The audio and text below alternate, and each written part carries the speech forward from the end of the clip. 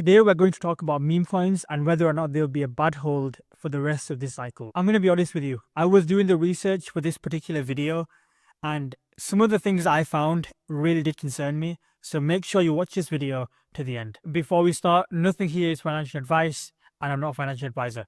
Okay, let's get straight into it. This is a sample of the key narratives in crypto. I had to painstakingly build each one of these charts manually, and each one of them shows how well each sector is performing in comparison to the entire market. You can see over here that meme coins was the strongest sector recently. It was the only one to break its 2024 high. Compare it to something like AI and gaming, and you can see how much they've been lagging in comparison to where they were earlier in 2024. If we go to TradingView, we can see how recently, of the recent highs that we just had, meme coins are down 32%.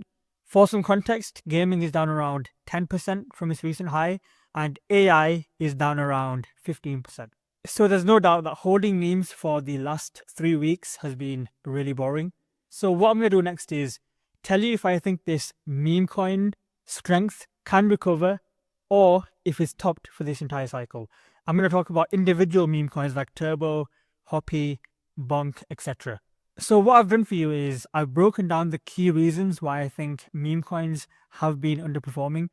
The question to ask is, are all of these elements reversible or are they permanent? I believe all of them are reversible and temporary. The buying pressure problem can be fixed easily if Bitcoin and Ethereum go on big runs, creating that wealth effect that gives people the confidence to start taking risks in meme coins. XRP, XLM, these sorts of coins pumping is good for the entire market, and I'll explain why in just a bit. It's not what you think. For number 3, if we take a look at the ETH BTC chart, you can see how after this mini uptrend we had, we've kind of stalled a bit. In fact, for around 2-3 weeks, we haven't gone anywhere. And ETH BTC going up is like adding adrenaline to the entire altcoin market. We really need this to start going up again. And number 4, the pendulum had reached a maximum. I saw this in real time and said it in a video that memes are currently in a euphoria phase. The important point to remember is that all of these narratives take turns. It's not like 2017 where everything pumps at once. When one sector does really well, people roll their money and their profits into the next sector that they think is going to be really big.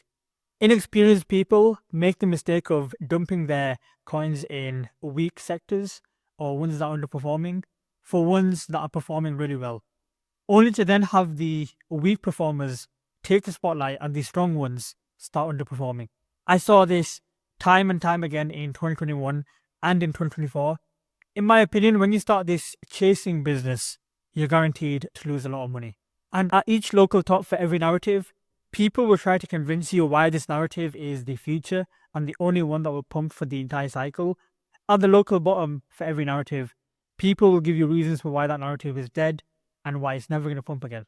Now, I can tell you right now, I believe liquidity will flow back into meme coins. And this 5th point is the most important one to me. And understanding how this one works tells us what we should do regarding meme coins. This is what I talked about at the start of the video where I said I found something really interesting. Ever since my journey of this particular cycle has started, it's always blown my mind how the exact same patterns will repeat every cycle without fail. We bottomed according to the 4-year cycle. We had that mid-cycle pullback in 2024, like the previous cycle. Others BTC rallied almost exactly on cue for where it's supposed to, according to previous cycles. Even XRP pumping like this was just a repeat of what happened last cycle, where people wanted a low unit bias option to Bitcoin and Ethereum. So that basically tells me that all we need to do to win is copy and paste the stuff that worked in previous cycles. It's like a cheat code. Ignore what everyone else is saying and just look at what happened in the last cycles and ask, is it possible if it can happen again in some format? I'm currently working on 2 big mental models that happened in the last cycle. The first is the twin alt season theory, and the second is how every major alt season ended with the market in a state of pure greed and chasing the fastest, easiest money it could. Think back to 2021 with me. Both alt seasons ended with 2 massive explosions in meme coins. First, Doge, and SHIB in the second alt season. So if you agree with me that this market throughout time is just composed of the same irrational, emotional human beings, and you agree with me that they do the same things every cycle, then you'd also agree with me that it makes sense that this cycle or alt season would end in a pure greed-driven bank. And I believe meme coins represent the purest form of making money in crypto. 3 weeks of underperformance after so much strength doesn't undo the fact that retail will always be attracted to low unit bias meme coins with the dreams of getting rich. So that's my theory regarding meme coins and how they'll end up stealing the show towards the later phases of the cycle. No one knows how fast that will come, but that's how I believe the cycle will end. And as a community, we need to basically ignore all the talking heads on Twitter and just look at what's worked in the past and what might repeat and use that as our guideline. In that case, I expect BONK and other large cap meme coins that can get Coinbase and Robinhood listings to do really well this cycle, as long as they have low unit bias. I have a feeling that they may underperform just a little bit more, but then out of nowhere, they're going to explode in alt season. People forget that meme coins are supposed to be explosive and give all their gains in just a few weeks. Take a look at SHIB, for example. When it gets going, it literally goes up in a straight line. So if you hold memes, that's what you're riding out for. Now, this is a massive disclaimer to everything I've said in this video, and I've talked about this before. There's two types of meme coins. There's ones that are listed on major centralized exchanges, and the ones that rely more on YouTuber and influencer shows to pump them. They're usually tied to some vague narrative and have no strong exchange listings. An example of a coin that fits that description is Hoppy. This is exactly why I don't bring these sorts of risky coins to my channel. This coin is down 50% after Trump won, during a time where most projects have pumped 50 to 100% or even more. More examples would be coins on Murad's list. I'm scared of these sorts of coins, and the reason I've never bought them is because they don't have any real staying power. Every new season, there's a new brand or meta of meme coins that just replaces the old ones. Murad's list was all the hype in October, and then Chill Guy and the TikTok memes and then the AI agent memes all came along and just replaced them. In my opinion, these sorts of low cap Solana meme coins and even Ethereum coins are just too risky to put a serious percentage of your portfolio into. And I see people doing that. And that's why I stick with large cap centralized exchange coins like BONK, things you know that have staying power because of their market caps and because of their exchange listings. And remember, when you trade low cap memes with no exchange listings, you need to be in and out, taking initials fast. I would only ever consider tier 1 memes as an actual part of my portfolio. Now, the reason I'm bringing this up is because I see too many YouTubers promote these ultra risky low cap memes as things that are worth putting decent money into. And they also tell you can 100 to 200x. Either they've become delusional or they're purposely misleading people with an evil intent. So just be aware of those types of people on YouTube if they don't care about you one bit. Now let's talk about portfolio structuring. People who don't have time to be researching narratives all day and don't want to play the rotation game, a balanced portfolio spread across key narratives is the best thing to do. Choose 1 or 2 tokens in each narrative with the best tokenomics and the one that can sell itself the best. That's the way to go, in my opinion. And the reason for that is because it'll stop you making big mistakes. I see people putting a large percentage of their portfolio into a specific coin or narrative that they have a lot of conviction. For example, they might have 50% in Tau or CAS, and then when it doesn't move for a long time, it can feel like they're missing out on the entire bull market. And the longer it goes on, the more likely they are to capitulate those positions at exactly the wrong time and buy the tops of some other coin. Meanwhile, the original coins that they were holding go on to have a big rally.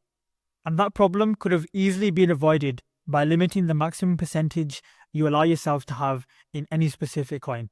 I think these rotations between different narratives and the FOMO you experience will likely intensify, and most of you are actively checking crypto every single day. Every few minutes you're probably checking the price, so it's really hard to resist. You'd be surprised how having just one coin from one of these sectors doing really well really helps your psychology and stops you making mistakes with the rest of your portfolio. Now, I do have entire portfolio videos lined up with preset picks and percentage allocations alongside price targets. Because the question I've been getting from people is, what would you do if you were starting the bull market fresh with an X amount of money? I think that's an excellent idea for a video series with 5K, 20K, and 100K portfolios. So that's what I've been focusing on. I didn't upload much this week because I've been focusing on research and looking for new calls to make. Now, if you need a place to discuss the altcoins that you're holding and your portfolio ASAP, join Premium and my team will give you feedback on the things you hold. You'll also get early access to any new coins added to my portfolio. I do have a new pick lined up. I'm just waiting for it to give an entry. So if you want early access to that research, make sure you join. I'll leave the link to it in the pinned comments. It doesn't take more than 5 minutes to sign up on WAP.